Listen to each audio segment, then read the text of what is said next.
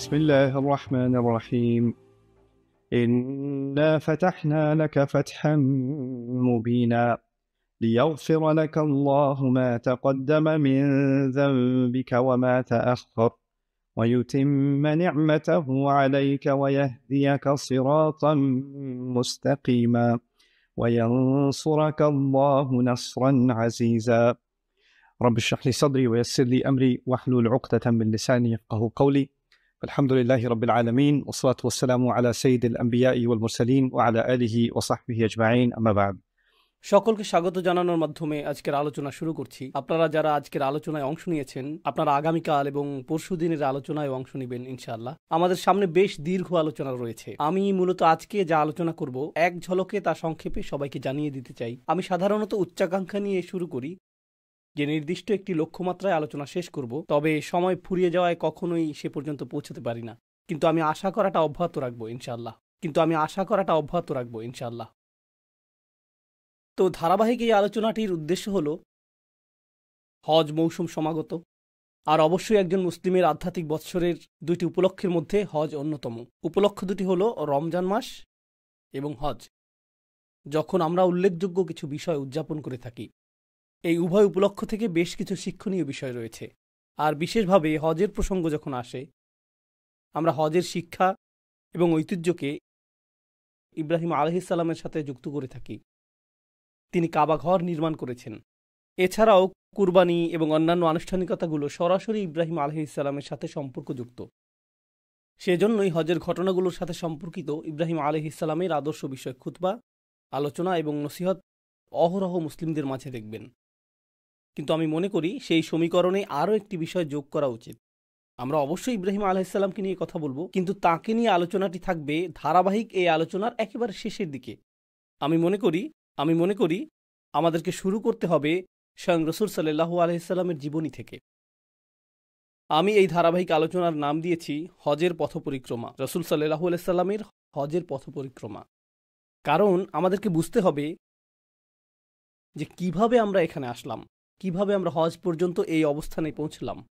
একটি দৃষ্টিকোণ থেকে আপনি এটাকে প্রধান লক্ষ্যগুলোর একটি মনে করতে পারেন, যদি এটা একমাত্র লক্ষ্য নাও হয়ে থাকে। রাসূল সাল্লাল্লাহু আলাইহি সাল্লামের জীবনের অন্যতম মিশন ছিল হজ প্রতিষ্ঠা করা, যার অর্থ আসলে স্বয়ং ইসলামকে প্রতিষ্ঠা করা। তো হজকে প্রকৃত অর্থে প্রতিষ্ঠিত হতে হলে কাবা ঘরে রক্ষিত মূর্তিগুলোর ধ্বংস অনিবার্য ছিল। হজের উদ্দেশ্যটি প্রতিষ্ঠিত হওয়ার জন্যই ইব্রাহিম আলাইহিস সালাম কাবা ঘর নির্মাণ করেছিলেন। আর আমাদের রাসূল সাল্লাল্লাহু আলাইহি সাল্লাম ছিলেন ইব্রাহিম আলাইহিস সালামের বংশধর। তিনি সেই দায়িত্ব সমাপ্ত করেছেন যা ইব্রাহিম আলাইহিস সালাম শুরু করেছিলেন হাজার হাজার বছর আগে, তাই না? এক দৃষ্টিকোণ থেকে ইব্রাহিম আলাইহিস সালামের উদ্দেশ্যটি মূলত তাঁর উদ্দেশ্য ছিল, কারণ ইব্রাহিম আলাইহিস সালাম একটি দোয়া করেছিলেন যে মানুষ যাতে পৃথিবীর সকল প্রান্ত থেকে এই ঘরে ছুটে আসে, من كل فج عميق অর্থাৎ সকল বাঁক এবং মোড় থেকে, প্রত্যেক রাস্তার প্রান্ত থেকে মানুষেরা এখানে আসবে। কিন্তু হাজার হাজার বছর ধরে সেটা ঘটেনি। ইব্রাহিম আলাইহিস সালাম সেই ঘরটি নির্মাণ করেছিলেন, আর এই ঘরটি কেবলমাত্র আল্লাহর উপাসনার জন্য নির্ধারিত ছিল না হাজার হাজার বছর ধরে, সম্ভবত 4000 বছরের বেশি সময় ধরে। প্রকৃতপক্ষে আপনি যদি রাসূল সাল্লাল্লাহু আলাইহি সাল্লামের সময় জন্মগ্রহণ করতেন, আপনি এক আল্লাহর উপাসনার স্থান হিসেবে কাবাকে বিবেচনা করতে পারতেন না। আপনার কাছে এটাকে মন্দিরের মতো মনে হতো, যেখানে অনেকগুলো মূর্তি ছিল। এটি ছিল বহুধর্মীয় একটি মন্দির। এর অর্থ সেখানে বিভিন্ন ধর্মের সমাগম ঘটেছিল। কেউ লাতে বিশ্বাস করত, কেউ মানাতে বিশ্বাস করত, কেউ উজ্জায় বিশ্বাস করত, কেউ অন্য মূর্তিতে বিশ্বাস করত। যেই সকল মূর্তিতেই তারা বিশ্বাস করত, এটা ছিল এই সবগুলো মূর্তির স্থান। তাদের কিছু একক এবং অভিন্ন আচার অনুষ্ঠান ছিল। এছাড়া ভিন্ন আরও কিছু কিছু আনুষ্ঠানিকতা তাদের প্রত্যেক দল স্বতন্ত্রভাবে পালন করত। এটা ছিল বহুমাত্রিক ধার্মিকতার সমাজ। আমেরিকাতে এমন অল্প কিছু বিমানবন্দর রয়েছে, ইংল্যান্ডেও 1-2টি বিমানবন্দর দেখেছি যেখানে বহুধর্মীয় প্রার্থনা কক্ষ রয়েছে। সেখানে থাকে কোরআন, বাইবেল, তাওরাত, হিন্দুদের বেদ, তাকের মধ্যে এই সবগুলো ধর্মগ্রন্থ পাশাপাশি থাকে। দেয়ালগুলোতে তারা কিছুই ঝুলায় না, সেগুলো ফাঁকা থাকে। তো আপনি হয়তো নামাজ পড়ছেন, তখনই অন্য কেউ যিশুর কাছে প্রার্থনা করছে, অন্য কেউ হয়তো সেন্ট নিকোলাসের কাছে প্রার্থনা করছে, আর অন্য কেউ হয়তো তার হিন্দু দেবতাকে ডাকছে অথবা একাধিক দেবতাকে ডাকছে। সবকিছু একই কক্ষে, একই সময়ে। কাবার অবস্থাও এরকম হয়ে গিয়েছিল।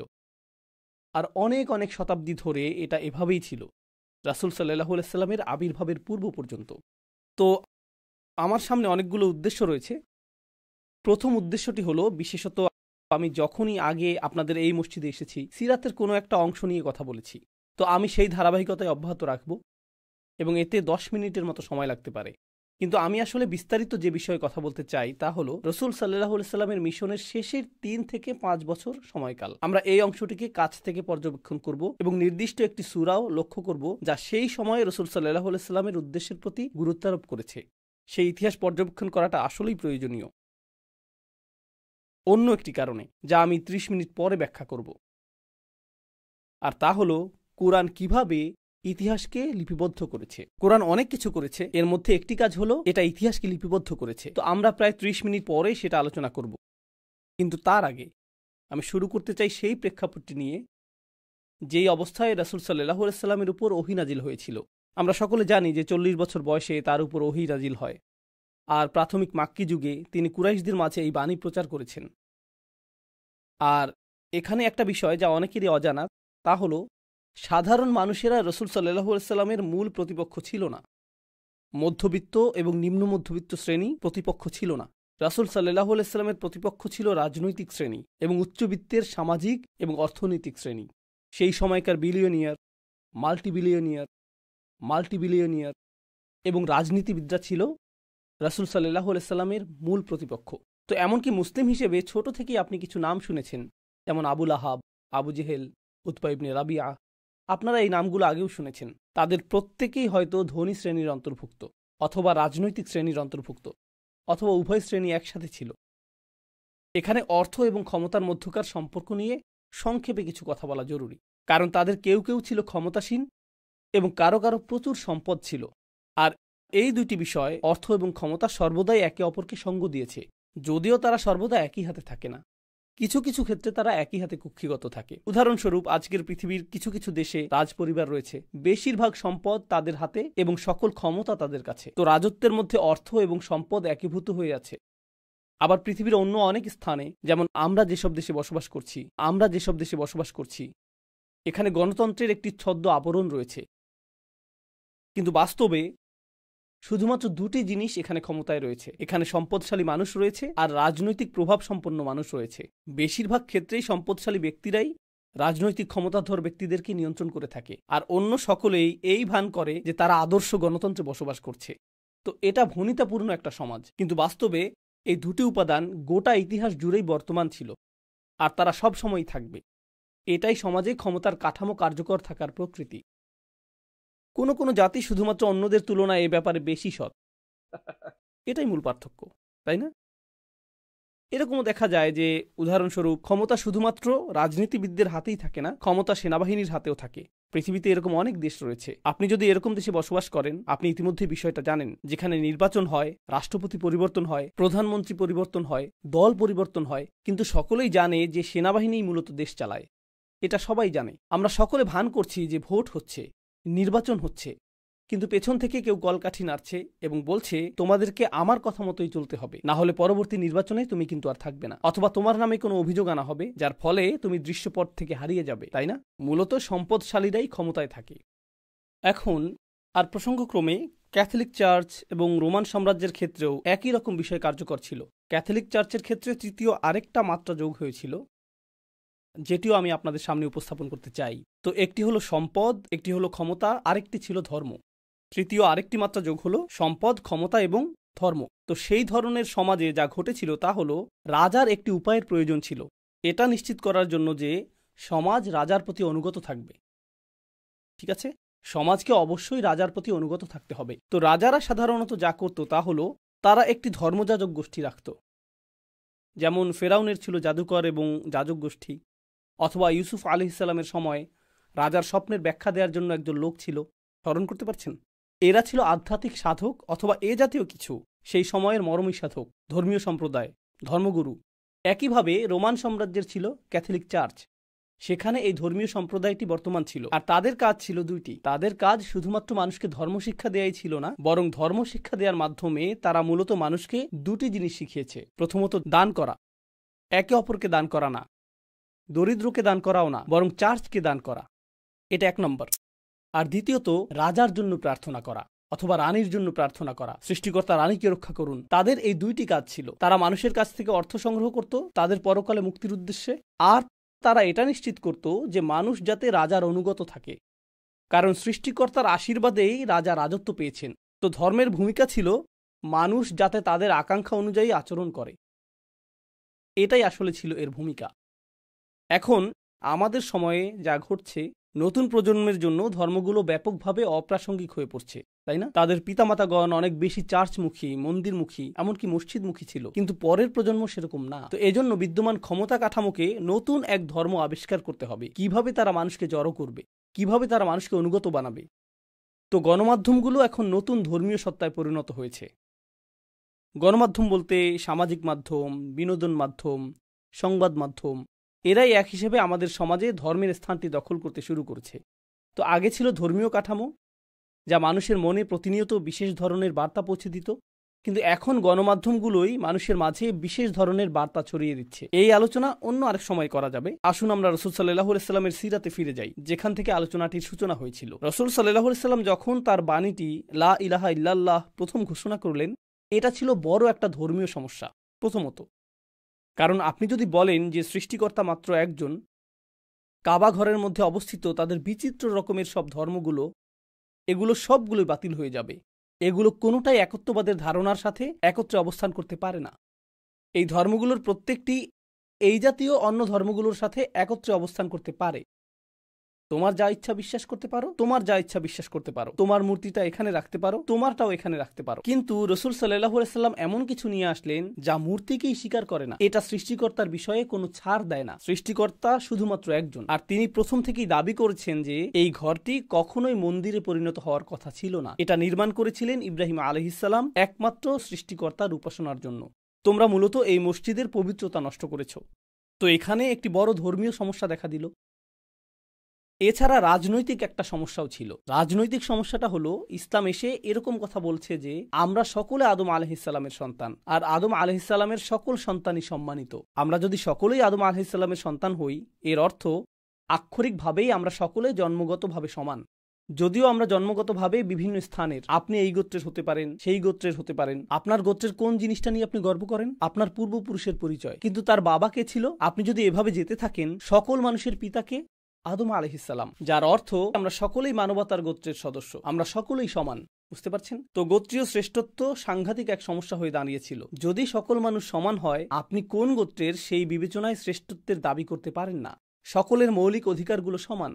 তো এটা ছিল আরেকটা সমস্যা। এখন কুরাইশরা আর শ্রেষ্ঠত্বের দাবি করতে পারবে না, এমনকি তাদের নিজেদের ভিতরেও শ্রেণী বিভাগ ছিল। এখন তারা আর এটা চর্চা করতে পারবে না। অন্য আরো সমস্যাও ছিল। কোরআন অগ্রসর হওয়ার সাথে সাথে এই সমস্যাগুলো উদ্ভূত হতে শুরু করলো। উদাহরণস্বরূপ আল্লাহ বলছেন, فذلك الذي يدع اليتيم ولا يحض على طعام المسكين। প্রাথমিক এই ওহী বলছে এমন ব্যক্তি সম্পর্কে যে এতিমকে ধাক্কা দেয় এবং দরিদ্রকে আহার করায় না। এখানে দরিদ্রকে উদ্দেশ্য করে বলা হচ্ছে না, এখানে বলা হচ্ছে ধনীদের উদ্দেশ্যে। এখানে সেই ধনীদের উদ্দেশ্যে বলা হচ্ছে যারা এতিমদেরকে ধাক্কা দেয়, যারা সমাজের দরিদ্র শ্রেণীকে বঞ্চিত করে, যারা ব্যবসায় মানুষকে প্রতারিত করে। আল মুতাফফিফিন।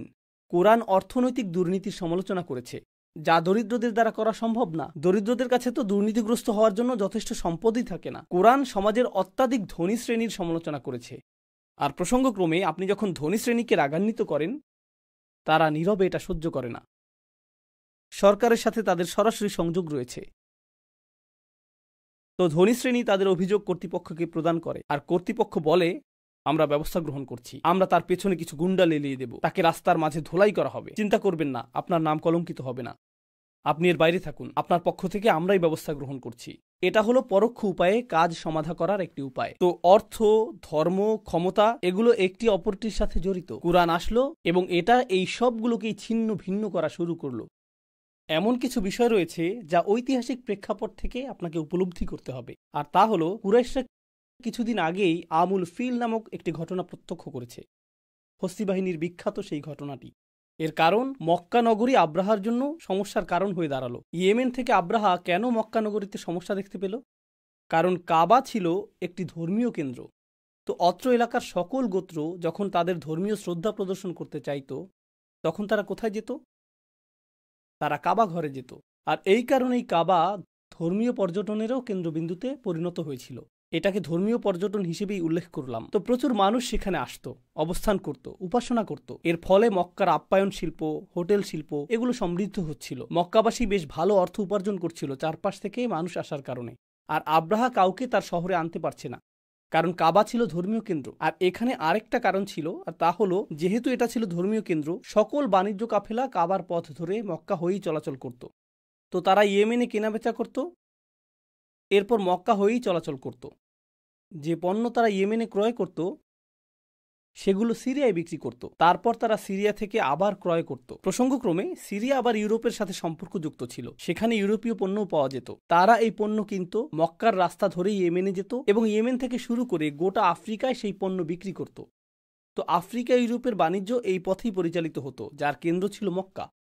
আর এর পেছনে একমাত্র কারণ ছিল এটা যে সকল মূর্তিগুলো সেখানে ছিল, এটাই একমাত্র কারণ।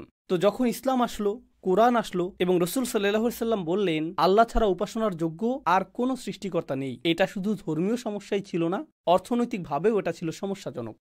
আবার রাজনৈতিকভাবেও এটা সমস্যাজনক ছিল, কারণ আমরা যদি সকল মূর্তিগুলো ধ্বংস করে দেই, এই অঞ্চলের সকল গোত্রগুলো আমাদের শত্রুতে পরিণত হবে। তারা সকলে আমাদের ঘৃণা করবে, কারণ আমরা তাদের মূর্তিগুলোকে আক্রমণ করেছি। তখন আমরা আমাদের চিরাচরিত বাণিজ্য পথে আর চলাচল করতে পারবো না, সেটা আর পারবো না। তখন আমাদের অর্থনীতির এই রাজপথটি বিলীন হয়ে যাবে, কেউ আর এই ঘরে আসবে না। ফলে পর্যটনের অর্থ আসাও বন্ধ হয়ে যাবে, আমরা তো রাতারাতি দেউলিয়া হয়ে যাব, আর মানুষও আমাদের হত্যা করবে। এই জন্য তাদেরকে এটা রক্ষা করতে হবে। এখন আব্রাহা তার নিজের কেন্দ্রের দ্বারা কাবাকে প্রতিস্থাপন করতে চেয়েছিল। আমরা জানি হস্তি বাহিনীর সাথে কি ঘটেছিল এবং সেই অঞ্চলটির মাঝে এর কি প্রভাব পড়েছিল। আরবের সকল গোত্রের মাঝে এই বিশ্বাস তৈরি হলো যে কুরাইশা অনুগ্রহপ্রাপ্ত মানুষ, কুরাইশা পবিত্র মানুষ এবং কাবা ঘরটি পবিত্র, অর্থাৎ কুরাইশ হলো কাবার যথাযোগ্য তত্ত্বাবধায়ক।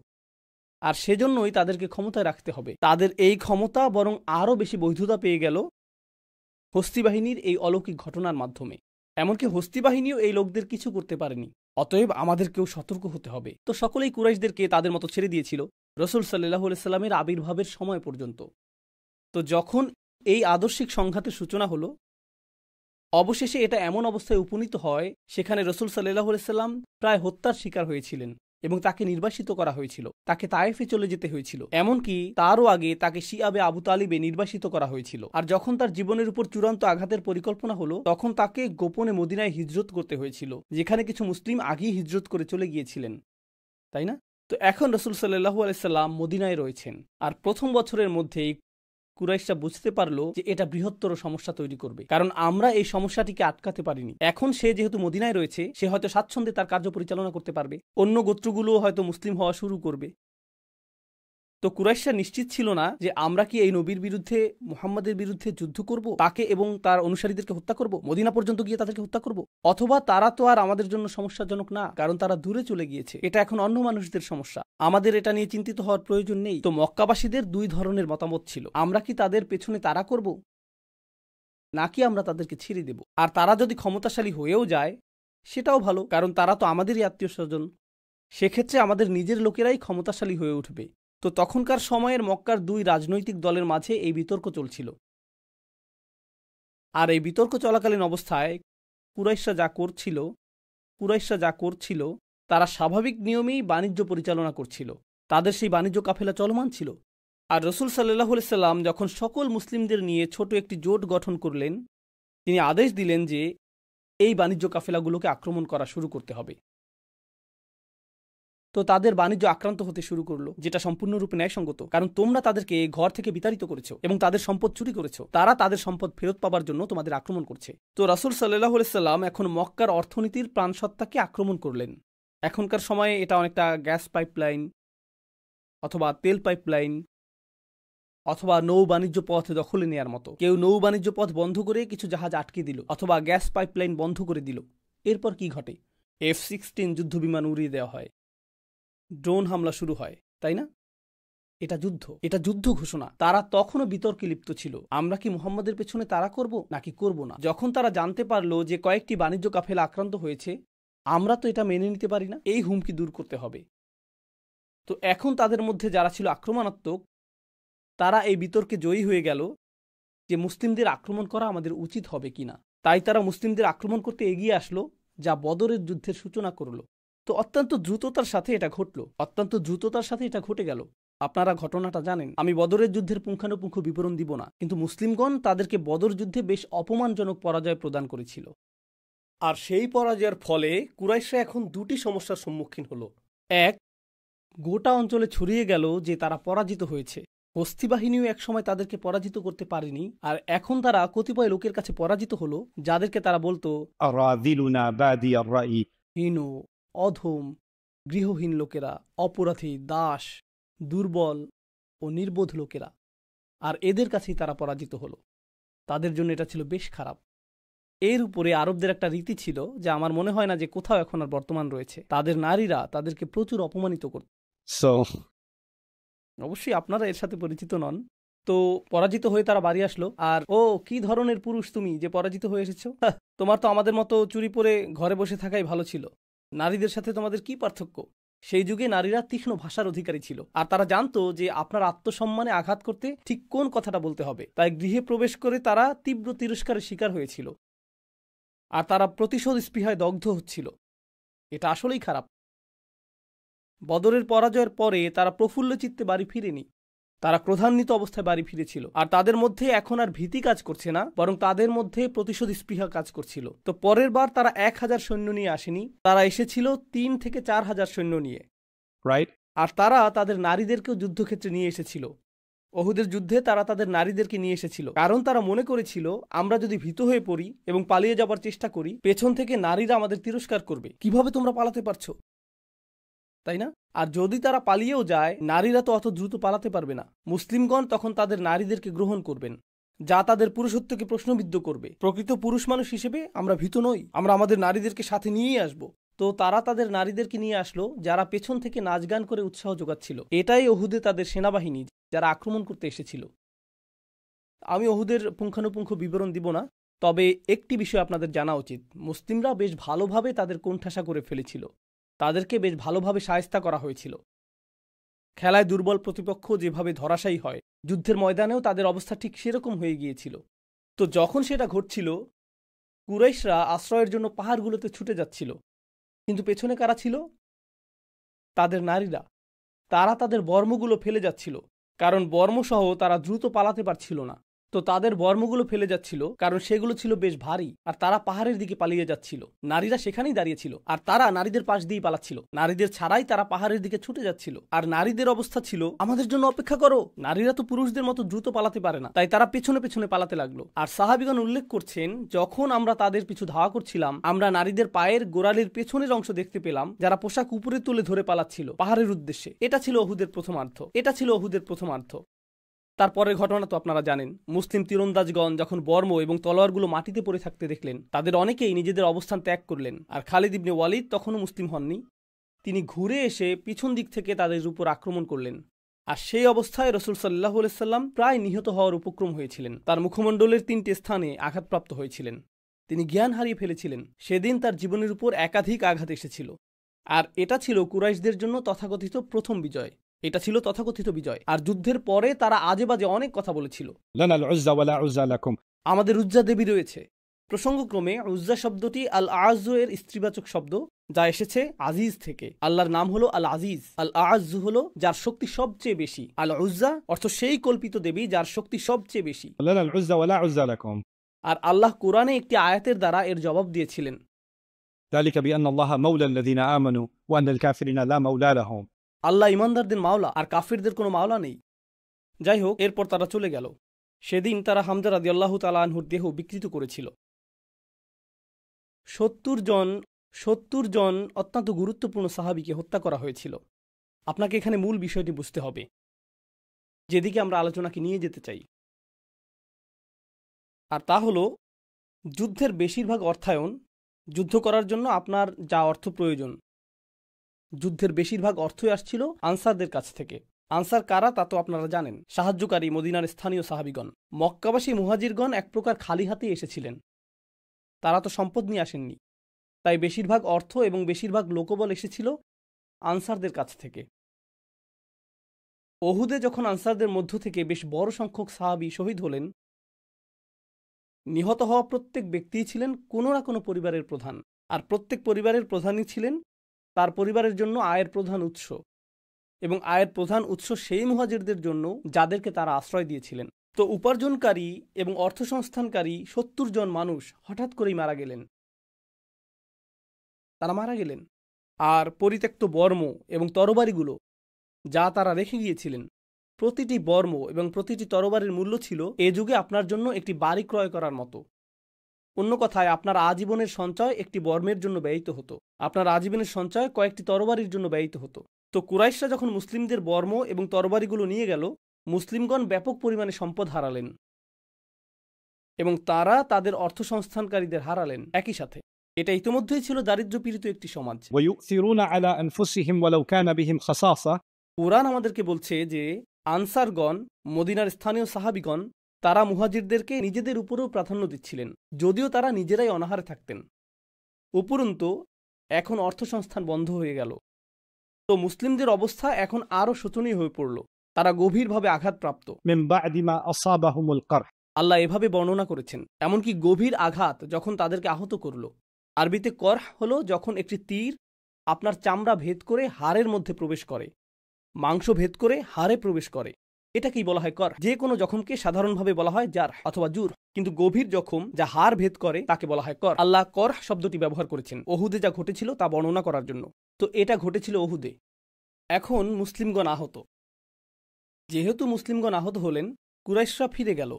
তারা ভালো বোধ করছে, কিন্তু তারা নিজেদের নির্বুদ্ধিতা উপলব্ধি করল। তারা বলল, আরে ভাই, আমাদের তো উচিত ছিল তাদেরকে শেষ করে দেয়া। মুসলিমরা শক্তিহীন হয়ে পড়েছিল, ইসলামকে আমরা একেবারে নিঃশেষ করে দিতে পারতাম।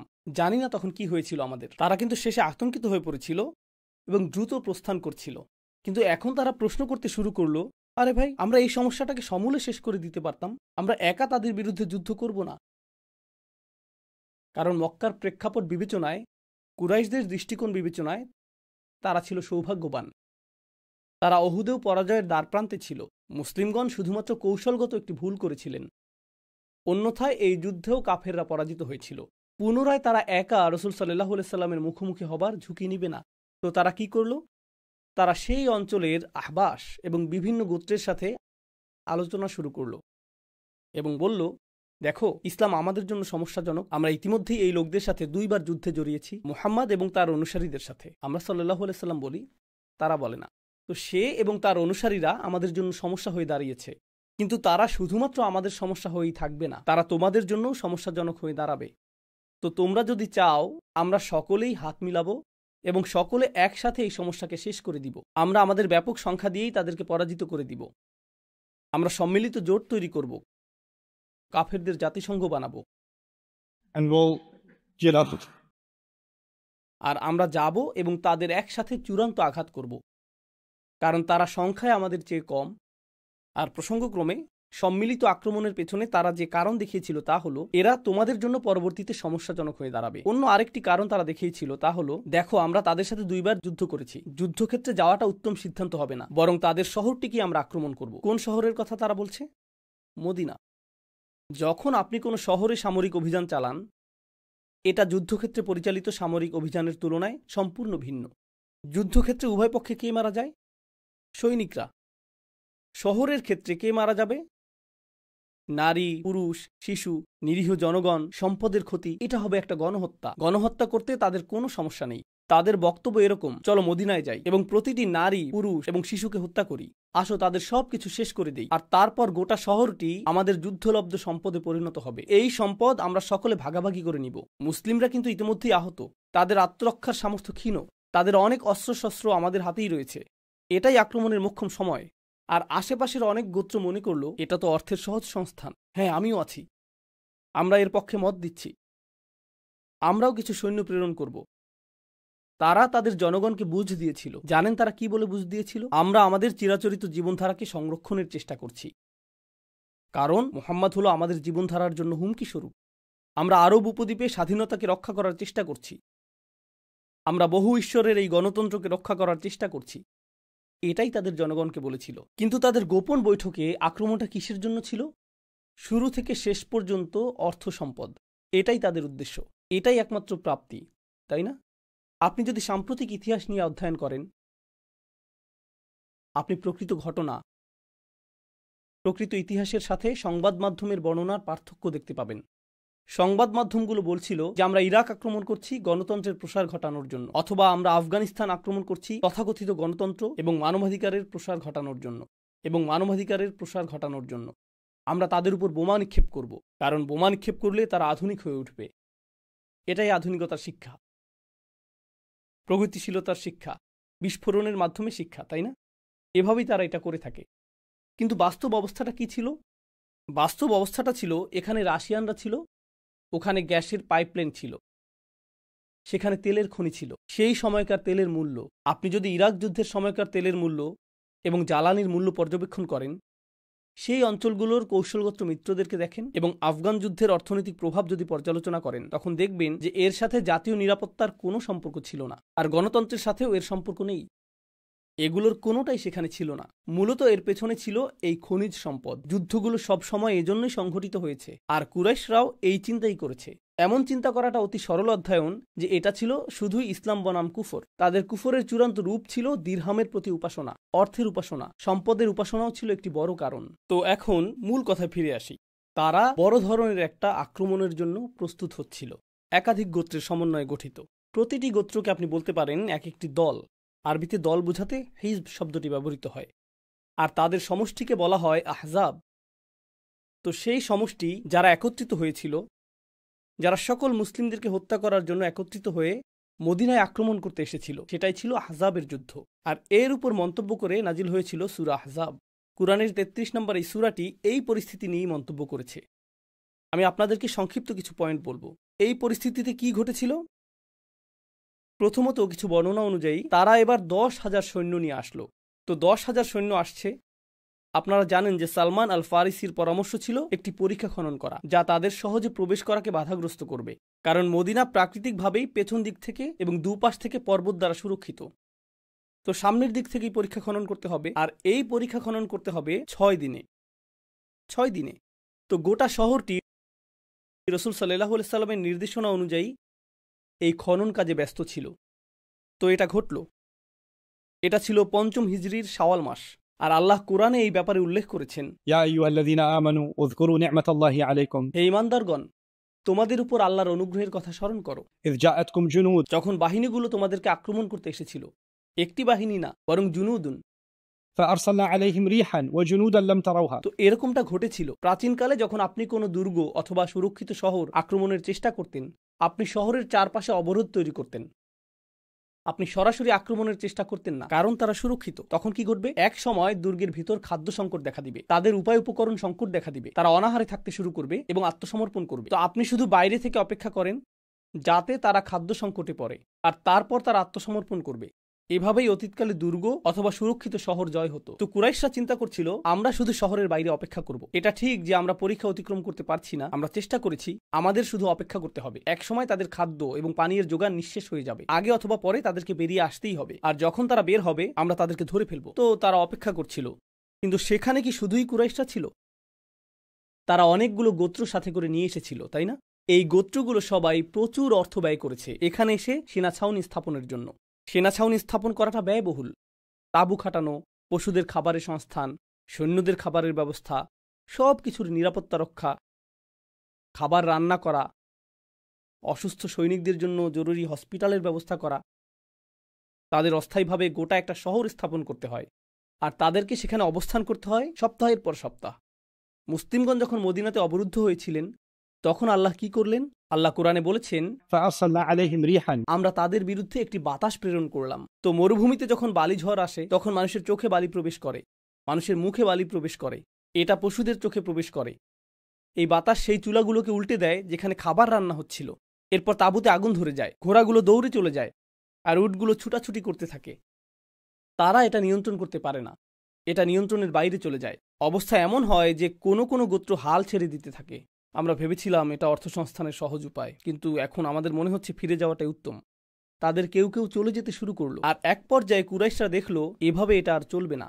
তো তারাও মক্কায় ফিরে গেল। যুদ্ধ আসলে সংঘটিত হয়নি, তাদের সমগ্র প্রচারণাটি ব্যর্থ হয়ে গেল। প্রচারণাটির উদ্দেশ্য ছিল গণহত্যা, কারণ তারা শহরের ভিতরে প্রবেশ করবে এবং সেনা অভিযান পরিচালনা করবে। কিন্তু সেই প্রচারণাটি ব্যর্থ হলো এবং তারা ফিরে গেল। এখন ফলশ্রুতিতে যা ঘটল, কুরাইশদের ভাবমূর্তি চরমভাবে ক্ষুণ্ণ হলো। কারণ এখন তারা শুধুমাত্র মুসলিমদের কাছে 3 বার পরাজিতই হয়নি, বরং তারা অন্য গোত্রগুলোরও প্রচুর অর্থ বিনষ্ট করেছে। তোমাদের কথা সেখানে যেতে সম্মত হয়েছিলাম, কারণ এটা হবে অর্থ উপার্জনের সহজ পন্থা। সহজ পন্থা। আমরা মরুভূমিতে গিয়ে অবস্থান করলাম, কয়েক সপ্তাহ ধরে নিজেদেরকে কাবাবে পরিণত করলাম, আর এরপর ফিরে আসলাম। তোমরা আমাদের এতগুলো অর্থ নষ্ট করেছ। তোমাদের যদি আবারও কোনো অনুরোধ থাকে তখন অন্য কারোর সাথে কথা বলবে, আমরা আর কথা বলতে চাই না। এখন তারা বিশ্বাসযোগ্যতা হারালো, তারা আস্থা হারালো এমন মানুষদের কাছে যারা তাদেরকে ক্ষমতাধর এবং সম্মানিত কুরাইশ হিসেবে বিবেচনা করত। তো এটা ছিল সেই অঞ্চলে কুরাইশদের রাজনৈতিক কেন্দ্রবিন্দুতেই তাদের চরম অধঃপতন। রাজনৈতিক কেন্দ্রবিন্দুতেই তাদের চরম অধঃপতন।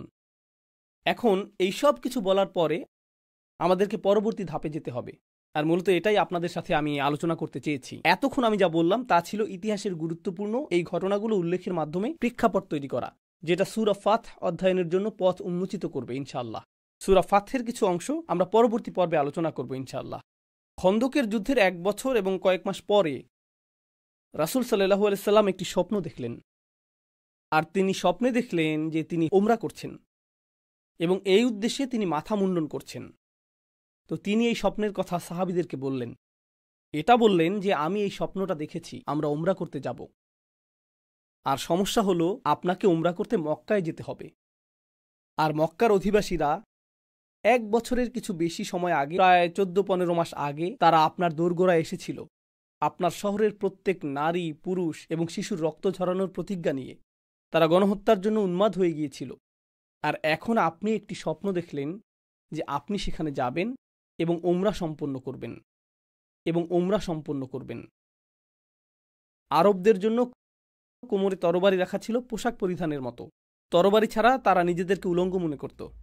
তারা এটাকে অস্ত্র হিসেবেই বিবেচনা করত না। এটা অনেকটা এরকম, আপনি যখন আমেরিকার ড্যালাস শহর থেকে বের হয়ে কিছুটা প্রত্যন্ত এলাকায় যাবেন, সেখানে আপনার এই ধারণা করা উচিত না যে কাউকে অস্ত্রহীন অবস্থায় দেখবেন।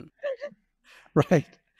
আমি কয়েকবার এরকম এলাকায় গাড়ি চালিয়ে গিয়েছি, আর সেখানকার পেট্রোল পাম্পগুলোতে বেশ মজা পেয়েছিলাম সাইনবোর্ডগুলো দেখে। সেখানে লেখা ছিল আমরা পুলিশে খবর দিই না, আর পাশেই একটা পিস্তলের ছবি। সেই সময়ে আরবরা এরকম ছিল, তারা সব সময় তরবারি সাথে রাখত। কিন্তু যখন আপনি যুদ্ধ করতে যান, আপনি বর্ম, তরবারি, তীর, ধনুক, বর্ষা নিয়ে যান, আপনি সামর্থ্য অনুযায়ী সব কিছু নিয়ে যান। কিন্তু আপনি যখন হজ করতে যান, তখন শুধু আত্মরক্ষার জন্য হালকা অস্ত্র বহন করেন, এর বেশি কিছু না। মিকাত অতিক্রম করার পর আপনি ইহরাম পরিধান করেন, তো আপনি মূলত অরক্ষিত। আর আপনি সাথে করে শত শত কুরবানির পশু নিয়ে যান। প্রকৃতপক্ষে গ্রন্থগুলোতে উল্লেখ রয়েছে 1400 মুসলিম এই সফরে রাসূল সাল্লাল্লাহু আলাইহি সাল্লামের সঙ্গ দিতে সম্মত হয়েছিলেন। একথা জানা সত্ত্বেও যে তারা যেখানে যাচ্ছেন সেই মানুষগুলো তাদের প্রত্যেককেই মৃত দেখতে চায়। আর এই কাফেররা পরোয়া করে না যে কে নিরীহ আর কে নিরীহ না, তারা এর কোনো পরোয়া করে না। তো রাসূল সাল্লাল্লাহু আলাইহি সাল্লাম এই স্বপ্নটি দেখলেন, সাহাবীগণও যাত্রার জন্য প্রস্তুত, কারণ রাসূল যদি কোনো স্বপ্ন দেখেন এটাও ওহীরই অংশ, এটা ওহী। তো তারা সকলে সম্মত হলেন। এখন মুনাফিকরা যারা মদিনারই অধিবাসী, তারা এই স্বপ্নের কথা শুনে খুশি হয়ে গেল। তারা স্বপ্নের কথা শুনে অত্যন্ত খুশি হয়ে গেল, কারণ তারা ভাবছিল, ও মক্কাবাসী তোমাদের হত্যা করতে এখানে এসেছিল, কিন্তু তারা তা করতে পারেনি। এখন তোমরা নিহত হওয়ার জন্য নিজেরাই সেখানে যাচ্ছ, এটা অসাধারণ। কারণ তারা মনে করত মদিনায় ইসলাম তাদের জন্যও সমস্যা।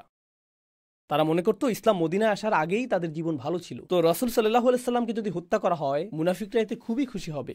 তো তারা আসলেই খুশি হলো যখন রাসূল সাল্লাল্লাহু আলাইহি সাল্লাম বললেন তারা উমরা করতে যাবেন। তারা বলল, হ্যাঁ, হজ বরকতময় হোক, আপনাদের জন্য দোয়া করছি। আর সূরা ফাতহে আমরা এই বিষয়ে মন্তব্য দেখতে পাবো। আল্লাহ আসলে আলোচনা করবেন তাদের এই খুশি হওয়ার ব্যাপারে। যাই হোক, এটা বোঝা যায় যে সংখ্যাগরিষ্ঠ মানুষ, 1400 মানুষের প্রায় সবাই ছিলেন প্রকৃত ঈমানদার, একজন ব্যক্তি ছাড়া। আমরা সেই একজনের ঘটনা পরে আলোচনা করব। এখন তারা সকলে রওনা দেওয়ার সিদ্ধান্ত নিলেন। তো তারা মিকাতুল মদিনা জুল হুলাইফাতে গিয়ে পৌঁছলেন, যেখানে রাসূল সাল্লাল্লাহু আলাইহি সাল্লাম পশুগুলোকে জড়ো করলেন। এখন এই পশুগুলোকে হজের জন্য বিশেষভাবে চিহ্নিত করা হলো। এখন বিষয়টা আনুষ্ঠানিকভাবে জানা গেল। প্রসঙ্গক্রমে কুরাইশরা 3 বার যুদ্ধে গিয়েছে, কিন্তু যুদ্ধ শুধুমাত্র লড়াই এবং সংঘাতই না, গোয়েন্দা তথ্য সংগ্রহ যুদ্ধের গুরুত্বপূর্ণ অংশ। আপনি যদি 1400 মানুষকে চালিত করেন, আপনি এতগুলো পশু প্রস্তুত করেছেন, এরপর আপনি মদিনা ত্যাগ করছেন, এটা কুরাইশদের জন্য কি বার্তা দিবে? এটা বার্তা দিবে যে তারা আসছে এবং তারা আমাদের দিকেই আসছে। তো কুরাইশরা নিশ্চিত করতে চাইল যে মুসলিমরা যাতে মক্কায় পৌঁছতেই না পারে। তারা এটা নিশ্চিত করতে চাইল যাতে মুসলিমরা মক্কায় পৌঁছতে না পারে।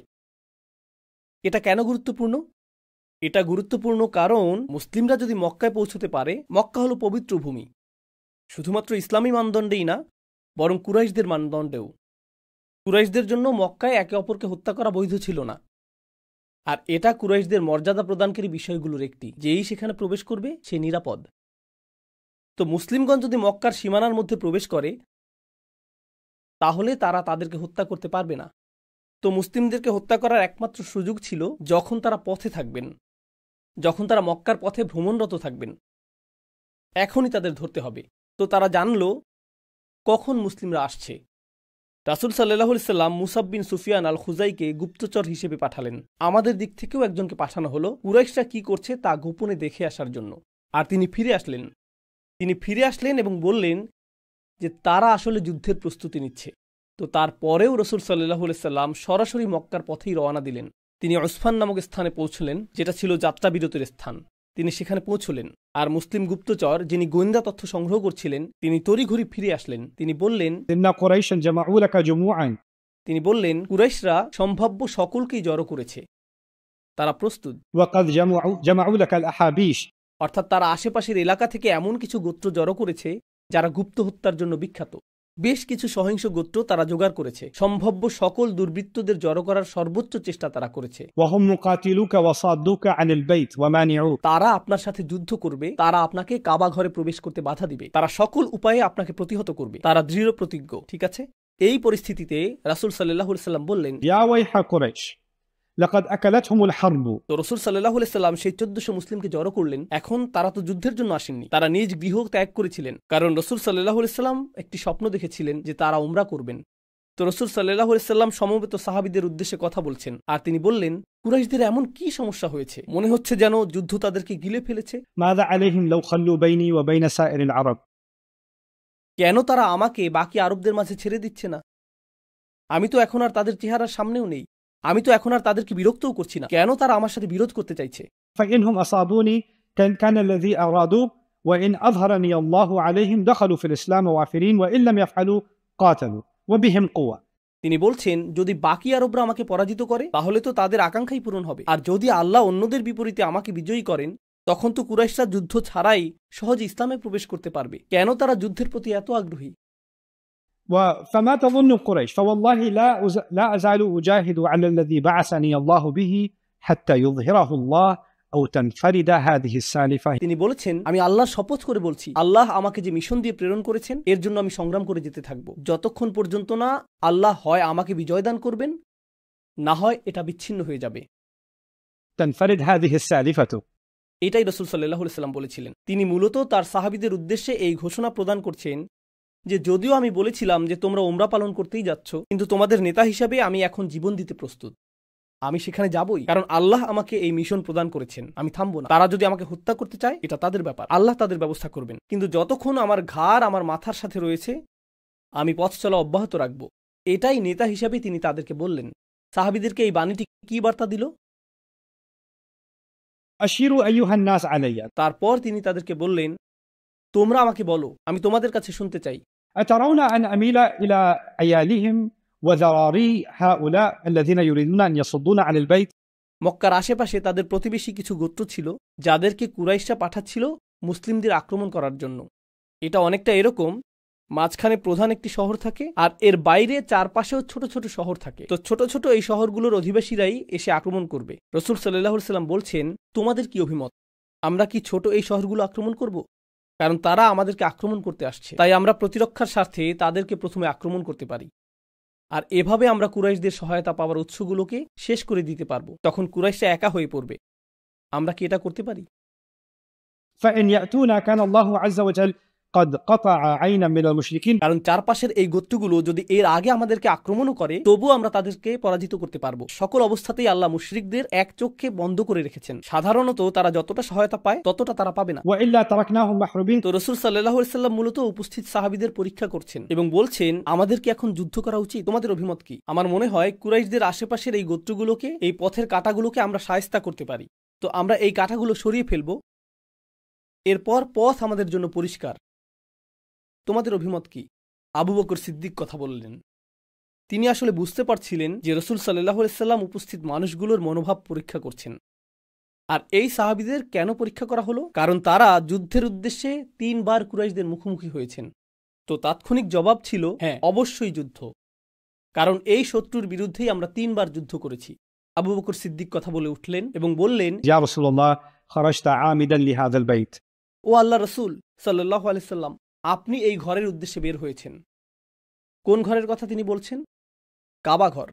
لا تريد قتل أحد আপনি কাউকে হত্যা করতে চান না ولا حرب أحد এবং আপনি কারোর সাথে যুদ্ধ করতে চান। তিনি বলছেন না যে আপনি এ কাজ করবেন না, বরং তিনি বলছেন আমি জানি আপনি এরকম করতে চান না। আপনি শুধু একথা বলছেন এটা দেখার জন্য যে মানুষ কি চায়, কিন্তু আপনি তো এটা চান না। فتوجه له তাহলে আপনার মনোযোগ শুধুমাত্র কাবার প্রতি নিবদ্ধ করুন।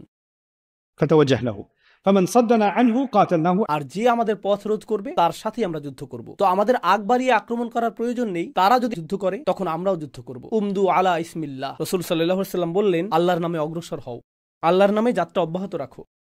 তো সর্বসম্মতিক্রমে এটাই এখন সিদ্ধান্ত যে আমরা আল্লাহর নামে অগ্রসর হচ্ছি। এই ইতিহাসটা কেন গুরুত্বপূর্ণ? এই ইতিহাসটা কেন গুরুত্বপূর্ণ? কারণ রাসূল সাল্লাল্লাহু আলাইহি সাল্লামের পাওয়া ওহী অনুযায়ী প্রথমবার আমরা যখন আল্লাহর ঘরে যাওয়ার সিদ্ধান্ত নিয়েছিলাম, এই ঘরটি তাওয়াফ করা, সাই করা, মাথা মুন্ডন করা, পশু কুরবানি করা, এই সবগুলো আনুষ্ঠানিকতা যেগুলোকে আমরা এখন হজ বলে গণ্য করি, প্রথমবার এটা যখন পালিত হওয়ার উপক্রম হয়েছিল সেটা ছিল জীবনপণ ঝুঁকি সর্বস্ব একটা প্রচেষ্টা। তাদের সকলেই জীবনের ঝুঁকিতে ছিলেন শুধুমাত্র এই নিয়ত করার জন্য। আর মুনাফিকরা এই সিদ্ধান্তে অত্যন্ত আনন্দিত হয়েছিল। কুরাইশরাও এই সিদ্ধান্তের পর তাদের তরবারিতে ধার দিচ্ছিল। وسلك رسول الله صلى الله عليه وسلم طريقا وعرة عبر ثنية المرار وهي مهبط الحديبية আর তিনি বললেন, আমাদেরকে বিকল্প একটি পথ গ্রহণ করতে হবে। কারণ তারা আমাদেরকে বাধাগ্রস্ত করবে, তখন যুদ্ধ অপরিহার্য হয়ে পড়বে। প্রসঙ্গক্রমে শত্রু সেনাবাহিনীর নেতৃত্বে কে ছিলেন? মুসলিমদের গুপ্তচর সংবাদ দিয়েছিল যে তিনি ছিলেন খালিদ ইবনে ওয়ালিদ, যিনি আমাদেরকে ব্যাপক ক্ষতিগ্রস্ত করেছেন। কখন? ওহুদের যুদ্ধে। একমাত্র কে খন্দক পাড়ি দিতে সক্ষম হয়েছিলেন? আপনারা জানেন সেই পরীক্ষা কুরাইশরা পাড়ি দিতে পারেনি। একমাত্র যার নেতৃত্বে কিছু সংখ্যক লোক পরীক্ষাটি পাড়ি দিয়ে মুসলিমদেরকে আক্রমণ করেছিল তিনি ছিলেন খালিদ বিন ওয়ালিদ। তো তিনি তাদের সবচেয়ে সফল সেনাপতি। হয়তো তিনি অথবা তার এক গুপ্তচর মুসলিমদেরকে আসফানে দেখেছিলেন। আর তারা দেখেছিলেন যে মুসলিমগণ তাদের সাথে হালকা অস্ত্র, তাদের তরবারিগুলো পাশে রেখে জোহরের নামাজ আদায় করছেন। চমৎকার একটা বুদ্ধি পাওয়া গেল। যখন তারা নামাজ পড়ে সেটাই তাদের সকলকে হত্যা করার একটা উত্তম সময়। কতবার তারা নামাজ পড়ে? মনে হয় তাদের পরবর্তী নামাজ হলো আসর। আসর নামক তাদের আরেকটা নামাজ রয়েছে। এটা ছিল জোহরের সময়। আমি জোহরের সুযোগটা হাতছাড়া করেছি, কিন্তু আসরের সময় তাদের সকলকে হত্যা করব। তো তিনি প্রস্তুত হচ্ছেন। আর আল্লাহ রাসূল সাল্লাল্লাহু আলাইহি সাল্লামের কাছে সলাতুল খৌফ নামক নামাজের একটি পদ্ধতি নাজিল করলেন, যার অর্থ ভীতিকর সময়ের নামাজ। জোহর এবং আসরের মাঝের সময়ে সালাতুল খৌফের ওহী নাজিল হলো। এই নামাজের নিয়মটা কি? তাদের মধ্যে কিছু সৈন্য রাসূল সাল্লাল্লাহু আলাইহি সাল্লামের পেছনে নামাজ পড়বেন, যখন অন্যরা পাহারা দিবেন। অর্ধেক নামাজে তারা নামাজ শেষ করবেন, আর বাকিরা এসে বাকি অর্ধেক নামাজ শেষ করবেন। এটা এই সময়ে নাজিল হলো। তিনি আসরের সময় এসে বললেন, এটা তো দেখতে আগের নামাজটার মতো না, কি ঘটনা? তারা এখন প্রস্তুত। তিনি ভাবলেন, আমার কৌশল পরিবর্তন করতে হবে, আমাদেরকে নিজেদের কৌশল নিয়ে পুনরায় চিন্তা করতে হবে। তো তিনি নতুন কৌশল প্রণয়ন করতে মক্কায় ফিরে গেলেন। তিনি সেখানে ফিরে আসার আগেই নবীজি সে স্থান ত্যাগ করেছিলেন। তিনি হুদাইবিয়া নামক স্থানের অভিমুখে যাত্রা করলেন। কিন্তু হুদাইবিয়াতে পৌঁছার জন্য আপনাকে তীক্ষ্ণ প্রস্তরময় পথ অতিক্রম করতে হবে। আপনারা হয়তো মরুভূমিতে এরকম তীক্ষ্ণ প্রস্তরময় অঞ্চলে গিয়ে থাকবেন। আপনি যদি ওমরা করতে মক্কা গিয়ে থাকেন অথবা মক্কা ও মদিনার মাঝখানে গাড়িতে ভ্রমণ করেন, আপনি কিছুটা দূরে পাথর দেখতে পাবেন। আর সেগুলোর বেশিরভাগই সমতল এবং মসৃণ পাথর। কিন্তু এমন কিছু স্থান রয়েছে, যেমন নিউ মেক্সিকোতে আমি কিছু স্থান দেখেছি, ক্যালিফোর্নিয়াতেও কিছু স্থান রয়েছে, যেখানে এমন পাথর রয়েছে যা খুবই ধারালো। এর উপরে আপনি পা রাখতে পারবেন না, আপনার পা কেটে যাবে। right সেখানে উভয় পাশে এই ধরনের বড় পাথর ছিল। 1400 মানুষ তাদের বহনকারী পশুগুলোকে সাথে নিয়ে এই পথে যেতে পারবেন না। কিন্তু তারা জানতেন যে এটাই একমাত্র পথ যার মাধ্যমে তারা কমপক্ষে হুদাইবিয়াতে পৌঁছতে পারবেন। হুদাইবিয়া হলো নিরাপদ এলাকার ঠিক সীমান্তে অবস্থিত। নিরাপদ এলাকার অর্থ আপনি হারাম এলাকার ভিতরে প্রবেশ করবেন, তখন কেউ আপনাকে আক্রমণ করবে না। তো তারা হুদাইবিয়াতে পৌঁছলেন, যেখানে সাধারণত তাদের যাওয়ার কথা না। কিন্তু মক্কাগামী প্রধান সড়কটি এড়িয়ে যাওয়ার জন্য তারা এই পথটি গ্রহণ করলেন। এই পথে তারা রক্তাক্ত হয়েছেন। আর এই পথ সম্পর্কে রাসূল সাল্লাল্লাহু আলাইহি সাল্লাম বলেছিলেন, من يصعد ثنية المرار فإنه يحط ما حط عن بني إسرائيل অর্থাৎ যে উপত্যকায় উঠবে এবং মিরার পাহাড়ের এই সরু পথ অতিক্রম করবে, এই 1400 মানুষ এবং তাদের পশুগুলোর মধ্যে যারাই এই পথ অতিক্রম করবে তারা সেই অবস্থার মধ্য দিয়ে যাবে যেমনটা বনী ইসরাইল গিয়েছিল, যখন আল্লাহ তাদেরকে বলেছিলেন ادخلوا الباب سجدا শহরের দরজা দিয়ে প্রবেশ করো, এটা তোমাদের জন্য পরীক্ষা। ঠিক যেমন বনী ইসরাইলকে পরীক্ষা করা হয়েছিল একটি শহরে প্রবেশ করার সময়। আর এই অভিযানে অংশ নেওয়া প্রত্যেকের জন্য তিনি জান্নাতের প্রতিশ্রুতিও দিয়েছিলেন, একজন ব্যক্তি ছাড়া। তারা বললেন, কোন একজন ব্যক্তি? তিনি বললেন, লাল উটের অধিকারী একজন ব্যক্তি। তারা বললেন, লাল উটের অধিকারী কে এই ব্যক্তি? তখন দেখা গেল যে কাফেলার একেবারে শেষ প্রান্তে এক ব্যক্তি বলছে, তোমরা কি আমার লাল উটটি দেখেছ? তো অপরজন বললেন, সম্ভবত আমি তোমার ব্যাপারে শুনেছি। আমি নিশ্চিত যে রসুল সাল্লাল্লাহু আলাইহি সাল্লামের কাছে গিয়ে তোমার উচিত তোমার জন্য দোয়া করতে বলা। আর সে বলল, তোমার সঙ্গীর দোয়াতে আমার কোনো আগ্রহ নেই, আমি শুধুই আমার উট নিয়ে চিন্তিত। আর এটাই প্রদর্শন করছে যে সে আন্তরিকতা সহকারে সেখানে যায়নি, সেই ছিল সেখানকার একমাত্র মুনাফিক। আর রসুল সাল্লাল্লাহু আলাইহি সাল্লামকে তার ব্যাপারে ওহী প্রদান করা হয়েছিল। এটা এই ইঙ্গিত প্রদান করে যে এই অভিযানের বাকি সকলেই ছিলেন প্রকৃত ঈমানদার, যেটা সূরা ফাতহেও নিশ্চিত করা হয়েছে। এই সূরাটি নাজিল হয়েছিল সম্পূর্ণ এই অভিযানটির শেষে। তো এখন তারা যাচ্ছেন, তারা ভ্রমণ করছেন। খালিদ ইবনে ওয়ালিদ আরও সৈন্যসহ আসফানে ফেরত আসলেন, কিন্তু সেখানে কেউ নেই। তারা প্রস্থান করেছেন। তারা অপরিচিত রাস্তা ধরে কোন দিকে গিয়েছেন?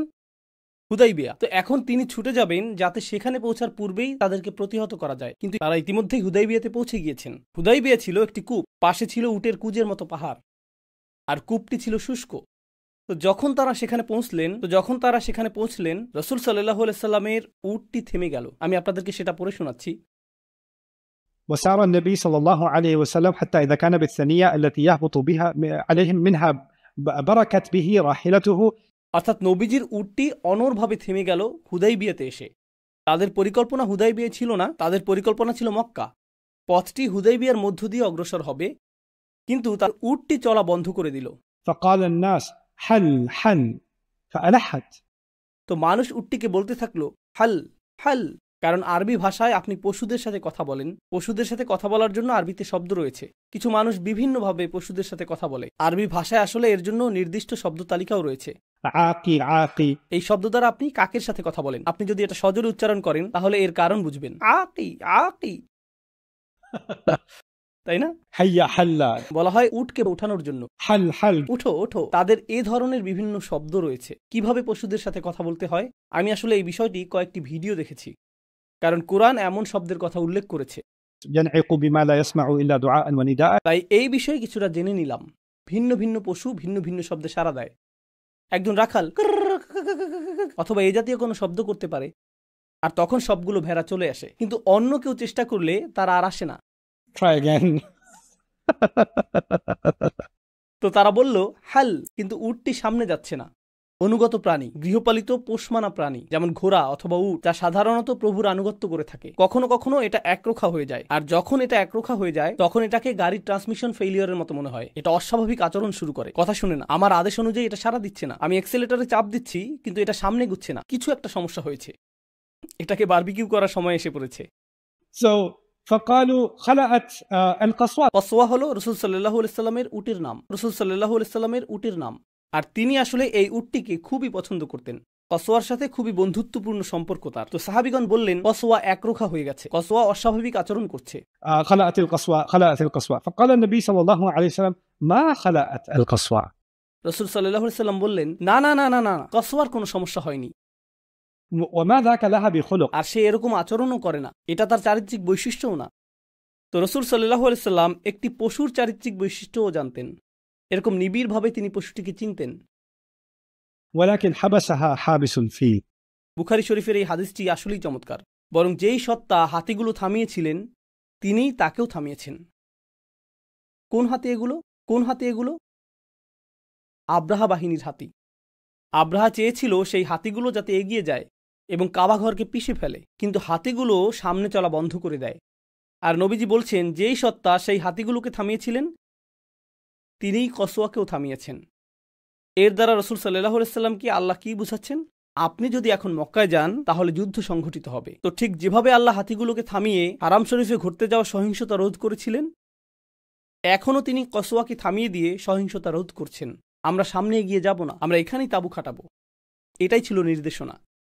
বিষয়টা এতই অসাধারণ যে আল্লাহ কাবা ঘরের পবিত্রতা রক্ষা করলেন সেই হাতি দ্বারা, একই উপায়ে তিনি কাবা ঘরের পবিত্রতা রক্ষা করলেন কসওয়ার দ্বারা, সেই মুহূর্তে তাকে থামিয়ে দেওয়ার মাধ্যমে। ঠিক আছে, তো এখন كنا مع النبي صلى الله عليه وسلم 1400. আমরা রাসূল সাল্লাল্লাহু আলাইহি সাল্লামের সাথে ছিলাম 1400 মানুষ। আল হুদাইবিয়া বীরুন, আর হুদাইবিয়াতে একটি মাত্র কূপ ছিল। فنزحناها فلم نترك فيها قطرة. আমরা এটা থেকে কিছুটা পানি পান করি, ফলে শীঘ্রই এক ফোঁটা পানিও বাকি থাকলো না, এক ফোঁটা পানিও বাকি থাকলো না। فبلغ ذلك النبي صلى الله عليه وسلم. তো এই সংবাদ নবী সাল্লাল্লাহু আলাইহি সাল্লামের কাছে পৌঁছলো। فجلس على شفيره.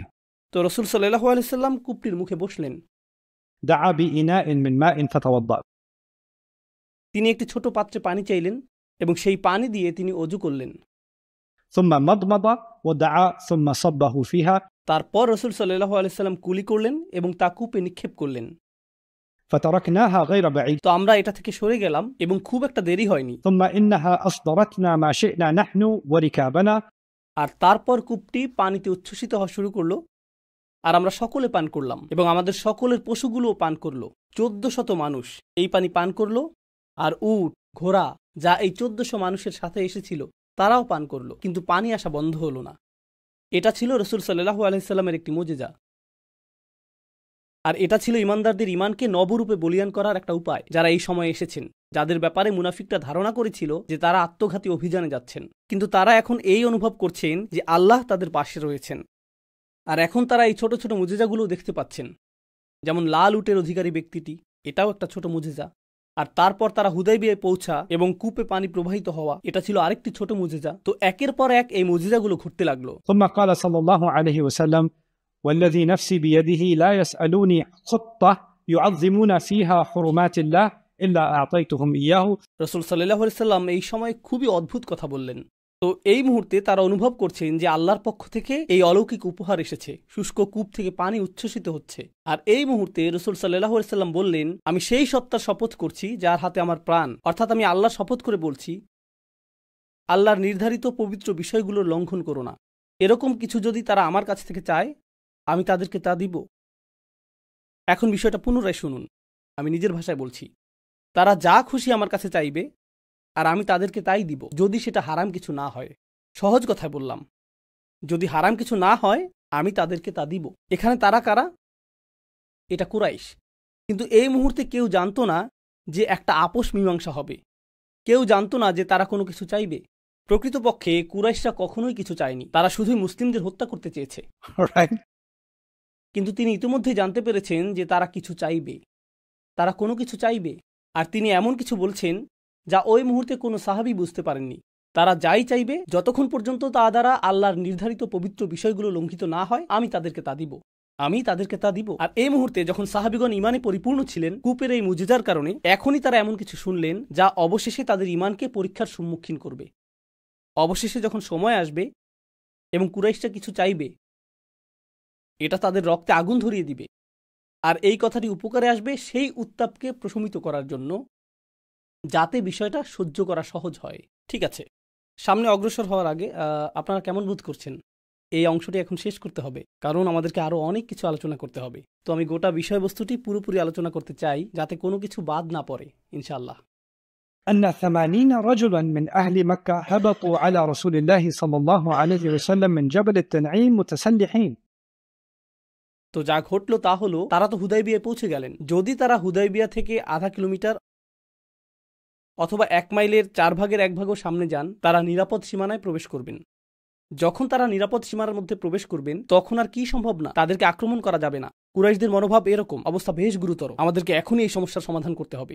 একটা বুদ্ধি হলো, যেহেতু তারা সেখানে বসে আছে, তাদের পশুগুলোকে খাবার খাওয়াচ্ছে, হুদাইবিয়াতে রিল্যাক্স করছে, আমরা যদি 80 জন গুপ্তঘাতক পাঠাই, আমরা নিশ্চিত করব যাতে তাদের মুখমণ্ডল ঢাকা থাকে।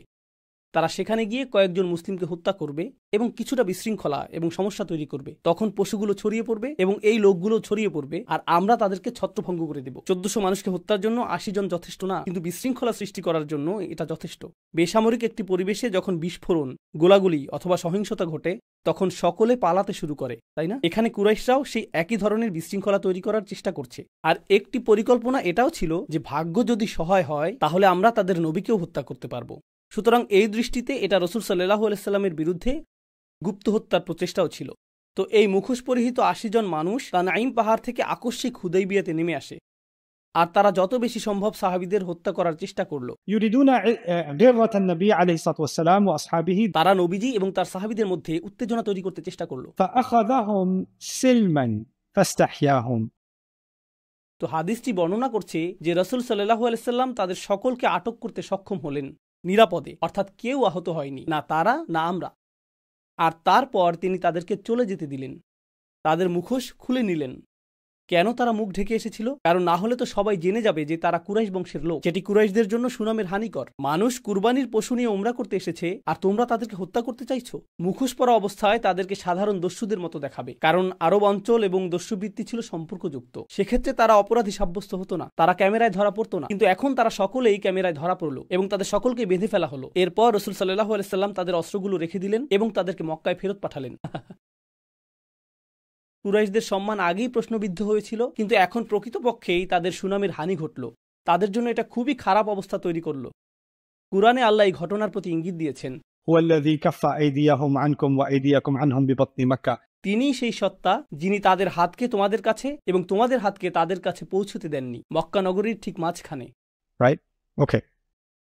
এখন মক্কা হলো মূল এলাকা এবং কুরাইশরাও মূল এলাকাতেই ছিল, কিন্তু অন্য আরও কিছু গোত্র ছিল যাদের অবস্থান ছিল মক্কার কাছাকাছি। ঠিক আছে, আমি একসময় নিউ ইয়র্কে বসবাস করতাম। নিউ ইয়র্কের পাশেই রয়েছে নিউ জার্সি, আর অন্য পাশে রয়েছে ক্যানেটিকেট, তাই না? নিউ ইয়র্কের সাথে সম্পর্কযুক্ত কিছু শহর রয়েছে, আমরা তাদেরকে মানব সভ্যতা হিসেবে বিবেচনা করি না। নিউ ইয়র্কের নিজের আভিজাত্যপূর্ণ, আত্মহংকারপূর্ণ, শ্রেষ্ঠত্বপূর্ণ একটি ভাবমূর্তি রয়েছে, সেখানে অন্য সকলে বহিরাগত। নিউ ইয়র্কে আপনি যখন বলেন আমি প্রত্যন্ত এলাকায় যাচ্ছি, এর অর্থ আপনি ক্যানেটিকেটে যাচ্ছেন, এর অর্থ আপনি ক্যানেটিকেট যাচ্ছেন।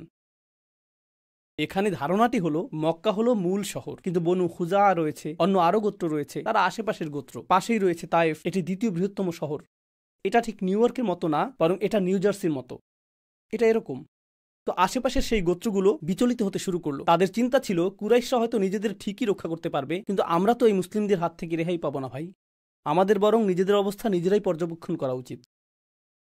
আমাদের বরং এই লোকদের সাথে আপোষ মীমাংসা করার চেষ্টা করা উচিত। তারাও জানতে পেরেছিল যে মুসলিমরা হুদাইবিয়াতে পৌঁছেছে। তো বুদাইল ইবনে ওয়ারাক্কা সে ছিল বনু খুজার সদস্য, যেটি ছিল মক্কার কাছাকাছি একটি গোত্র। সে মক্কার অধিবাসী না, সে কুরাইশ বংশের না। সে এসে মুসলিমদের সাথে যুক্তিসঙ্গতভাবে কিছু কথা বলার চেষ্টা করল। তো সে রাসূল সাল্লাল্লাহু আলাইহি সাল্লামের সাথে সাক্ষাতের অনুমতি চাইল, আর সে একটি বক্তব্য দিল। এই হলো তার বক্তব্য, إني تركت كعب بن لؤي وعامر بن لؤي। অর্থাৎ আমি কাব এবং আমেরকে পেছনে ফেলে এসেছি, যারা হলো লুয়াইয়ের সন্তান। এর অর্থ কি? লুয়াইয়ের পুত্র কাব এবং আমের ছিল তাদের কিংবদন্তি যোদ্ধা। তারা ছিল তাদের কাছে হারকিউলিস অথবা এই জাতীয় কিছু। এরা তাদের মহান কিংবদন্তি যোদ্ধা। আর যখন তারা এটা বুঝতো যে কেউ আক্রমণের প্রস্তুতি নিচ্ছে এবং হত্যা করার জন্য প্রস্তুতি নিচ্ছে, তখন এরকম বলতো, আমি কাব ইবনে লুয়াই এবং আমের ইবনে লুয়াইকে রেখে এসেছি। তো তার এই কথার অর্থ হলো, তোমরা বুঝতে পারছো না, মক্কার এই লোকগুলোকে আমি যেটুকু দেখেছি তাতে মনে হয়েছে তারা তোমাদের সকলকে হত্যা করতে প্রস্তুত। আর তারপর সে বলল, ونزلوا أعداد مياه الحديبية তারা হুদাইবিয়ার কাছাকাছি চলে এসেছে। ومعهم العوذ والمطافيل। তারা তাদের গর্ভবতী উটগুলোকে সাথে নিয়ে এসেছে। এর অর্থ হলো তারা এমনকি তাদের গর্ভবতী নারীদেরও তাদের সাথে আনছে। এর পেছনের কারণটা মনে আছে? তারা হত্যা করতে প্রস্তুত, তারা পরোয়া করে না, তারা পিছু হটবে না। এটা পূর্ণমাত্রার যুদ্ধ, আপনারা আপোষ মীমাংসার অবস্থানে নেই। এটাই নবীজিকে সে বলতে চেয়েছিল, এটাই সে বলেছে। وهم مقاتلوك وصادوك عن البيت। তারা আপনার সাথে যুদ্ধ করবে, আল্লাহর ঘরে পৌঁছানোর কোনো সম্ভাবনাই আপনার নেই, সেটা সম্ভব না। আপনাকে বুঝতে হবে যে খুব সম্ভবত যা ঘটবে তা হলো আপনারা মৃত্যুমুখে পতিত হবেন। فقال رسول الله صلى الله عليه وسلم নবীজি তাকে জবাব দিলেন, أن لم نجئ لقتال أحد আমরা কারোর সাথে যুদ্ধ করতে এখানে আসিনি, ولكننا جئنا مؤتمرين বরং আমরা উমরা করতে এখানে এসেছি। وإن قريشا نهكتهم الحرب। কুরাইশদের জন্য যুদ্ধ একটি নেশায় পরিণত হয়েছে, কুরাইশদের জন্য যুদ্ধ একটি নেশায় পরিণত হয়েছে, وأضرت بهم। আর এটা শুধুই তাদের ক্ষতি করছে। এটি নবীজির করা চমৎকার একটি উক্তি। এটা তাদের ক্ষতি করছে। এটা খুব সূক্ষ্মভাবে এই কথা বলে যে তোমরা বদরে শিক্ষা গ্রহণ করনি, ওহুদের প্রথমার্ধে তোমরা পরাজয়ের সম্মুখীন হয়েছিলে, আর মনে আছে যখন তোমরা সকলে মিলে খন্দকের যুদ্ধে এসেছিলে এবং ফিরে গিয়েছিলে। এটা তাদের ব্যাপক ক্ষতি সাধন করেছে। فإن شاءوا مادتهم مدة রাসূল সাল্লাল্লাহু আলাইহি সাল্লামের সাহসিকতা লক্ষ্য করুন। তিনি রয়েছেন সিংহের মুখে, আর তিনি বলছেন তারা যদি চায় আমি তাদেরকে কিছুটা সময় বাড়িয়ে দিতে পারি, আমি তাদেরকে অতিরিক্ত কিছুটা সময় দিব, يحل بيني وبين الناس. অর্থাৎ তারা দূরে থাকতে পারে। তিনি 3 দিন যাবত উমরা করবেন, সেই সময় তারা পাহাড়ে চলে যেতে পারে এবং বারবিকিউ পার্টি করতে পারে। যদি তারা আমার চেহারা দেখতে না চায়, তারা মক্কা থেকে দূরে চলে যেতে পারে। আমি তাদেরকে ব্যাগ গুছানো এবং তাঁবু তৈরির জন্য কিছুটা সময় দিতে পারি, তারা যেতে পারে, এবং এরপর আমি উমরা করব। তিনি দুর্বল অবস্থান থেকে কথা বলছেন না, তিনি ক্ষমতার অবস্থান থেকে কথা বলছেন। আর তারপর তিনি বললেন, فإن أظهر فإن شاءوا যদি তারা দৃঢ়তা প্রদর্শন করতে চায়, فإن شاءوا أن يدخلوا فيما دخل فيه الناس فعلوا. তারা যদি কোনো স্থানে যেতে চায়, যেখানেই তারা যেতে চাইবে, অথবা শহর থেকে দূরেও যেতে চাইলে সেটা তারা করতে পারে, সেটাই করুক। وإلا فقد جموا. আর তারা যদি তা না করতে চায়, وإنهم أبوا যদি তারা প্রত্যাখ্যান করে, ফাওয়াল্লাযী নাফসি বিয়াদিহি, আমি সেই সত্তার শপথ করছি যার হাতে আমার প্রাণ, لأقاتلنهم على أمري هذا حتى تنفرد سالفتي ولينفذن الله أمره. এই মিশন বাস্তবায়নে আমি তাদের বিরুদ্ধে যুদ্ধ করে যাব যতক্ষণ পর্যন্ত না এটা, এই বর্ণনা ভঙ্গিটি আগেও এসেছে, যতক্ষণ পর্যন্ত না এটি বিচ্ছিন্ন হয়ে যাবে, অথবা আল্লাহ নিজে এই মিশনটা বাস্তবায়িত করবেন। হয় আমার সাথে তোমাদের বোঝাপড়া করতে হবে, না হলে তোমরা হয়তো স্বয়ং আল্লাহর পক্ষ হতে নেমে আসা আযাবের মোকাবেলা করতে হবে। কিন্তু এটাই ঘটবে। এটাই ছিল সে আপোষ চেষ্টার জবাব। তো সে একথা শুনল এবং বলল, سأبلغهم ما تقول. সে বলল, ঠিক আছে, আপনি যা বলেছেন তা আমি তাদেরকে বলবো। সে কুরাইশ বংশের না, সে খুজা গোত্রের সদস্য। কিন্তু নবীজি যা বলেছেন সে কাকে গিয়ে বলবে? কুরাইশদেরকে। قال فانطلق حتى أتى قريش. তো সে কুরাইশদের কাছে গেল। قال إنا قد جئناكم من هذا الرجل. সে বলল, আমি এই লোকের সাথে কথা বলে তোমাদের কাছে এসেছি। এই লোক বলতে সে কাকে বোঝাচ্ছে? রাসূল সাল্লাল্লাহু আলাইহি সাল্লাম। وسمعناه يقول قولا আমি তাকে বলতে শুনেছি, فإن شئتم أن نعرضه عليكم فعلنا. সে বলল, যদি তোমরা জানতে চাও যে সে কি বলেছে তাহলে আমি বলবো। সে বলছে, দেখো, এটা আমার বিষয় না, এটা তোমাদের এবং মুহাম্মাদের মধ্যকার বিষয়। আমি শুধু নিজে থেকে পরিস্থিতি বোঝার চেষ্টা করেছি, কিন্তু তিনি আমাকে কিছু বিষয় বলেছেন, যদিও এটা আমার বিষয় না, তোমরা যদি জানতে চাও আমি তোমাদেরকে বলতে পারি। فقال سفهاؤهم لا حاجة لنا أن تخبرنا عنه بشيء. মক্কার কিছু নির্বোধ লোক বলল, তার সম্পর্কে বলার জন্য তোমাকে আমাদের প্রয়োজন নেই। সে কি বলেছে আর না বলেছে এতে কিছু যায় আসে না। وقال ذو الرأي منهم তাদের মধ্যকার বুদ্ধিমান লোকেরা, রাজনীতিবিদেরা বলল, هاتي ما سمعته يقول. বলো সে কি বলেছে। তাদের মধ্যে রাগান্বিত কিছু লোক বলল, সে কি বলেছে তা আমরা জানতে চাই না। আর অন্যরা বলল, না না না, আসো শুনি।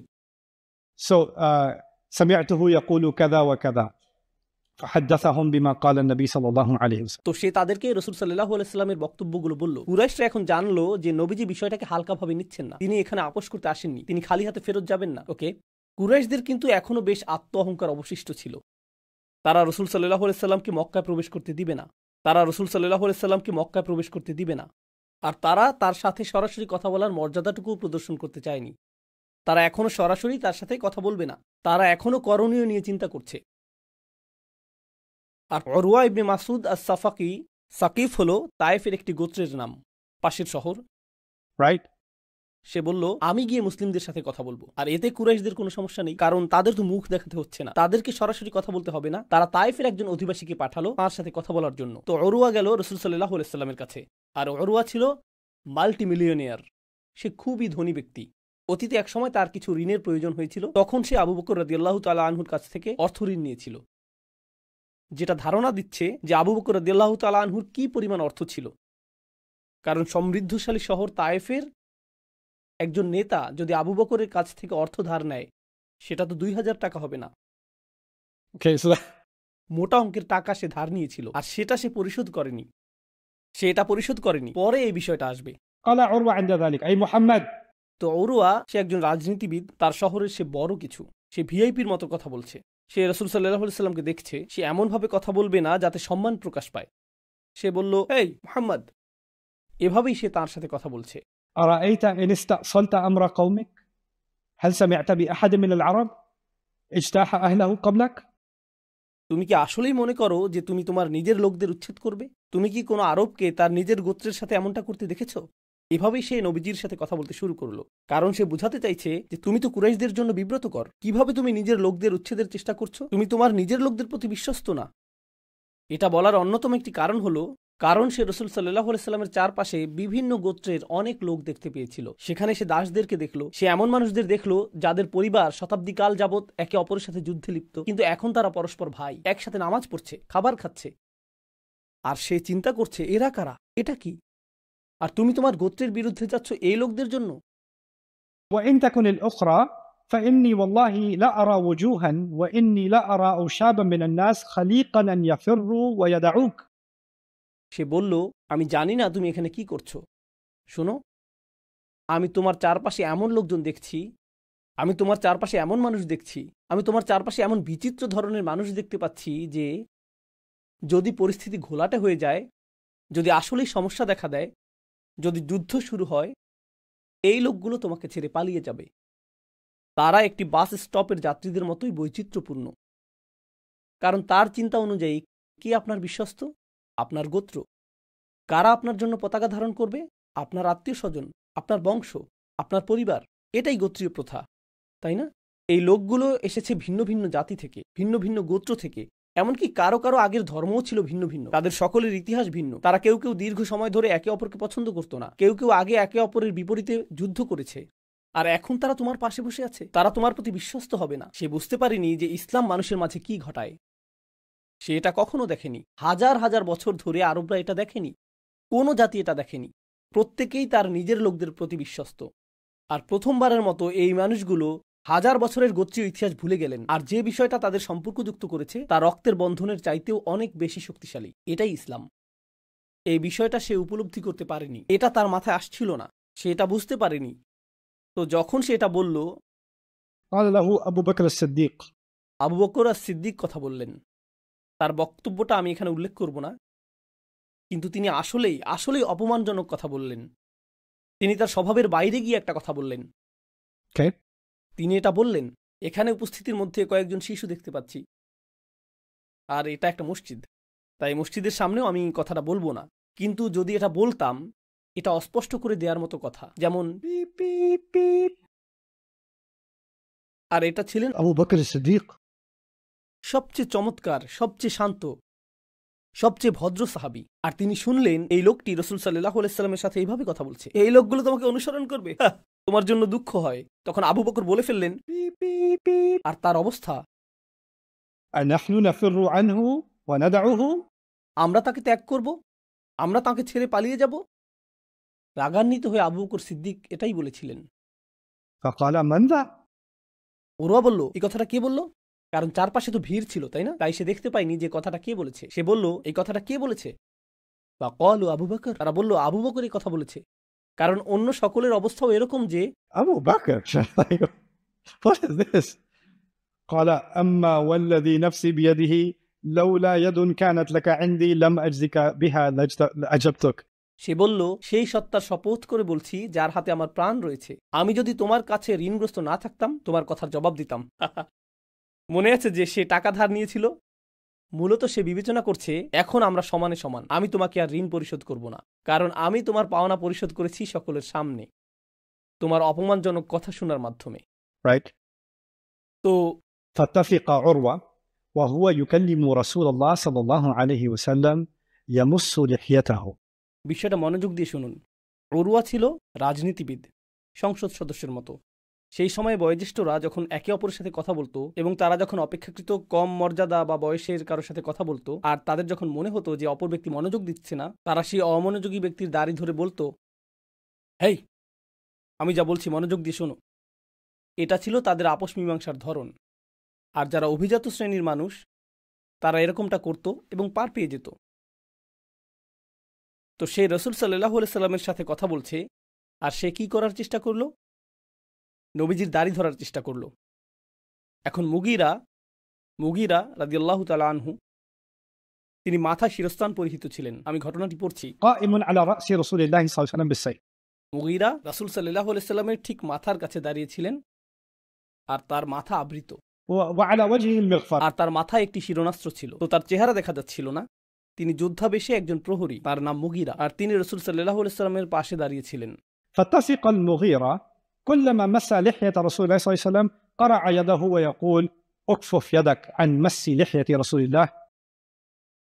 প্রতিবারই সে যখন নবীজির দাড়ি ধরার চেষ্টা করত, মুগিরা তরবারির হাতল দিয়ে তার হাতে সজোরে আঘাত করতেন। আর তার অবস্থা আর আলোচনার এক পর্যায়ে আবারও সে হাত বাড়ালো আর তার হাতে আবারও আঘাত এসে পড়ল 2-3 বার। তৃতীয়বার তিনি বললেন, রসুল সাল্লাল্লাহু আলাইহি সাল্লামের দাড়ি থেকে তোমার হাত দূরে রাখো, قبل أن لا تصل إليك. না হলে এটা আর তোমার নিজের কাছেই ফিরবে না। হাত নিজের কাছে রাখো, না হলে তোমাকে হাতটি হারাতে হবে। কেউ উরওয়ার সাথে কখনো এইভাবে কথা বলেনি, কেউ উরওয়ার সাথে কখনো এইভাবে কথা বলেনি। তাদের সাথে কেউ এভাবে কথা বলে না, তারা তো অভিজাত শ্রেণী। সে বলল, فلما أكثر عليه غضب عروة فقال ليت شعري. উরওয়া অপমানিত এবং রাগান্বিত হয়ে উঠল। সে বলল, Are you serious? সত্যিই কি এটা ঘটেছে? من أنت يا محمد? তুমি কে মুহাম্মদ? মূলত সে বলছে, তুমি নিজেকে কি মনে করছো? আর তারপর সে বলছে, ومن هذا الذي أرى من بين أصحابك؟ আর এটা কে যে আমার সাথে এরকম করার দুঃসাহস দেখিয়েছে? তোমার পেছনে এটা কে যে আমাকে আঘাত করলো? فقال رسول الله صلى الله عليه وسلم রাসূল সাল্লাল্লাহু আলাইহি সাল্লাম বললেন, هذا ابن أخيك المغيرة ابن شعبة. এটা তোমার ভাতিজা মুগীরা ইবনে শুবা, কারণ তার মাথায় শিরোনাস্ত্র পরিহিত ছিল। Hey uncle, what's up? فقال رسول الله صلى الله عليه وسلم هذا ابن أخيك المغيرة ابن شعبة. قال وأنت بذلك يا غدر والله ما غسلت عنك عذرك إلا بعلابة أمس لقد ورثت. সে বলল, তুমি আমার সাথে যে বিশ্বাসঘাতকতা করেছো তা আমি কখনোই ভুলব না। তো সে আসলেই বেশ চিন্তিত। সে বুঝতে পারল এই আপোষ চেষ্টা কার্যকর হবে না। প্রথমত আবু বকর সিদ্দিকের কাছ থেকে সে গালমন্দ শুনল, এরপর তার আপন ভাতিজা তার হাতে আঘাত করল। সে ভাবল, এই লোকগুলোর উপর আমার কোনো প্রভাব নেই, এদের সাথে আমি আলোচনা চালাতে পারবো না। তো সে ফিরে আসলো কুরাইশদের কাছে। فقال يا أي قوم কথাগুলো লক্ষ্য করুন। সে বলল, হে লোক সকল, والله لقد وفدت على الملوك. সে বলল, আমি এর আগে রাজা মহারাজাদের কাছে দূত হয়ে গিয়েছি। আমি পৃথিবী ভ্রমণ করেছি এবং দূত হয়ে অনেক রাজদরবারে গিয়েছি। وفدت على قيصر وكسرى. আর আমি রোম এবং পারস্যের মহারাজাদের দেখেছি, সেই সময়ের 2 পরাশক্তি, والنجاشي. এবং আবিসিনিয়ার রাজা। والله إن رأيت ملكا قط আমার জীবনে এরকম কোনো রাজা দেখিনি يعظمه أصحابه ما يعظم أصحاب محمد صلى الله عليه وسلم محمدا.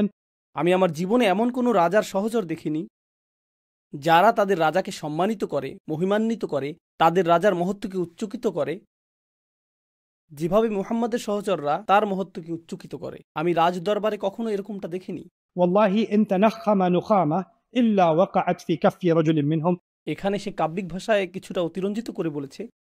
সে বলল, এই লোকটি যদি থুতুও ফেলে তা তার অনুসারীদের কোনো একজনের হাতেই পড়ে, তারা তা মাটিতে পড়তে দেয় না। فذلك بها وجهه وجلده. যদি তার চেহারা অথবা শরীর থেকে এক ফোঁটা ঘামও ঝরে পড়ে, তারা তাদের হাত দিয়ে তা ধরে ফেলে। وإذا أمرهم ابتدروا أمره. আর তিনি যখন তাদের কোনো কিছু করার আদেশ দেন তা পালন করার জন্য তারা একে অপরের সাথে প্রতিযোগিতা করে। وإذا توضأ كادوا يقتتلون على وضوئه. যখন তিনি অজু করেন তারা যেন একে অপরের সাথে যুদ্ধে লিপ্ত হয় তার সেই অজুর পানি সংগ্রহ করার জন্য। وإذا تكلم خفضوا أصواتهم عنده. আর যখন তিনি কথা বলেন তারা নিজেদের কণ্ঠস্বরকে অবনমিত করে। وما يحدون إليه النظر تعظيما له. আর তার মর্যাদার কথা স্মরণ করে তাদের কেউ চোখের ভুরু উপরে তোলে না এবং চোখ বড় করে তার দিকে তাকায় না। তারা এমনকি আক্রমণাত্মক ভঙ্গিতে তার সাথে চোখাচোখিও করে না। এমনকি যখন তারা তার দিকে তাকায় সেই দৃষ্টিতেও বিনয় ঝরে পড়ে। وإنه قد عرض عليكم خطة رشد فاقبلوها. শোনো, তিনি তোমাদের ভালো একটি প্রস্তাব দিচ্ছেন, এটা গ্রহণ করো। ওরওয়া এই কথা বলছে। শোনো, তার কথা যুক্তি আছে, তিনি উদ্ভট কিছু বলছেন না। সে শুধু এতটুকুই বলল না, সে বলল, তার অনুসারীরা খুবই মজবুত ভাই। পরিস্থিতি যদি খারাপ হয়ে যায়, আমি দেখতে পাচ্ছি যে তোমরা নিজেদের অনুসারীদের পালানো থেকে ধরে রাখতে পারবে না। তোমাদের লোকেরা তোমাদের ছেড়ে পালিয়ে যাবে, তার লোকেরা পালাবে না। সে তাদেরকে বলল, اقبلوا ما عرض فإني لكم ناصح. সে তাদেরকে বলল, শোনো, তিনি যে প্রস্তাব দিচ্ছেন তা গ্রহণ করো। আমি তোমাদের পক্ষেরই একজন। তোমাদের জন্য উত্তম হলো মুহাম্মদ যা বলছেন তা তোমরা মেনে নাও। مع أني أخاف ألا تنصروا عليه. কারণ আমি ভীত যে যখন সময় আসবে তার বিরুদ্ধে যুদ্ধ করার জন্য তোমরা সাহায্যকারী পাবে না। رجل أتى هذا البيت معظما له معه الهدي ينحره وينصرف. সে বলল তিনি একজন মানুষ যিনি কাবা ঘরের উদ্দেশ্যে এসেছেন, শুধুমাত্র ঘরটির প্রতি শ্রদ্ধা প্রদর্শনের জন্য। তিনি আসবেন, পশু কোরবানি করবেন এবং চলে যাবেন। এটা এতটাই সহজ। জবাবে তারা যা বলল আমি তা পড়ে শোনাচ্ছি। তারা তাকে বলল, لا تكلم بهذا يا أبا يعفور. আবু ইয়াফুর হলো তার ডাক নাম। তারা বলল, এভাবে কথা বলো না, আমরা তোমাকে সম্মান করি, তুমি এভাবে ভেঙে পড়ছো কেন? لو غيرك تكلم بهذا للناه. যদি অন্য কেউ এরকম কথা বলতো আমরা তার সাথে ভিন্ন আচরণ করতাম। আমরা তোমাকে সম্মান করি, কিভাবে তুমি এরকম কথা বলছো? ولكن نرده عن البيت في عامنا هذا ويرجع إلى قابل. তারা বলল, ঠিক আছে ঠিক আছে, ভালো কথা, সে এই বছর আসতে পারবে না, কিন্তু পরবর্তী বছর হয়তো আমরা তাকে আসতে দিব। তো কুরাইশ ইতিমধ্যে দুর্বল হতে শুরু করেছে, তাই না? কারণ প্রথমে তারা বলেছিল যে আমরা আপনাকে কাবা ঘর দেখতে দিব না, তারা আপনার বিরুদ্ধে যুদ্ধ করবে, তারা আপনাকে হত্যা করবে, তারা তরবারিতে ধার দিচ্ছিল, তাদের নারী ও শিশুরা মারা যেতেও প্রস্তুত। আর এখন তারা বলছে এই বছর না, পরের বছর। তো তাদের দুর্বলতা প্রকাশিত হতে শুরু করলো, তাদের অক্ষমতা প্রকাশিত হতে শুরু করলো। তো আমরা পরের পর্বে আলোচনা চালিয়ে যাব। বারাকাল্লাহু লি ওয়া লাকুম।